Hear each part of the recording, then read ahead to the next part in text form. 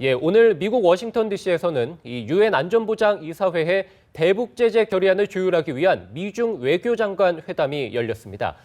미중 양국이 대북 제재안 논의에 중대한 진전을 이뤘다고 합니다. 네, 워싱턴 연결해서 자세한 소식 들어보겠습니다. 김범현 특파원. 네, 워싱턴입니다.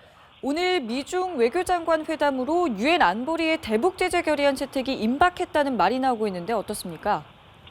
네, 존 케리 미국 국무장관과 왕이 중국 외교부장이 2시간 동안 오찬을 겸한 회담을 했는데요.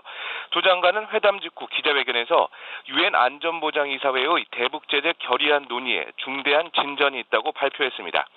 왕이 외교부장은 대북 제재 수위 조율에 있어 미중 간 중대한 진전이 있었음을 소개하면서 가까운 시일 내 유엔 안보리에서 결의안이 나올 것으로 기대한다고 말했습니다. 케리 국무장관은 미중 양국이 유엔을 통한 적절한 대응이 필요하다는데 합의했다고 소개하고 안보리 차원의 대응이 신속히 나오도록 노력해 나가기로 했다고 강조했습니다. 미중 양국이 안보리의 새 대북 제재안에 완전히 합의한 것까지는 아니지만 그동안 이견을 보여온 핵심 제재 조치에 있어서는 상당한 접점을 찾은 것으로 보입니다. 따라서 조만간 유엔 안보리 이사국들에게 대북 제재안 초안이 보내지고 이르면 이번 주 중 유엔 안보리 차원의 고강도 대북 제재 결의안이 채택될 것으로 예상됩니다. 이런 가운데 왕이 부장은 한반도 비핵화 협상과 평화협정 논의가 병행돼야 한다는 점을 다시 한번 제안했습니다. 케리 장관은 이 문제에 대해서 기자회견에서 답변하진 않았지만 미국 정부는 그동안 비핵화가 우선이라며 이 제안을 사실상 거부해왔습니다. 예, 그런가 하면 오늘 이 회담에서 이 고고도 미사일 방어 체계 사드의 한반도 배치 문제도 거론될 것이라는 이 관측이 있어 왔는데요. 사드 문제에 대한 언급이 있었습니까? 네, 기자회견에서 사드와 관련한 질문이 나왔는데요.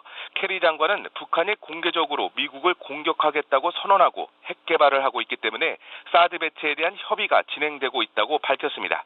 즉, 사드는 순전히 북한의 위협 때문이라는 겁니다.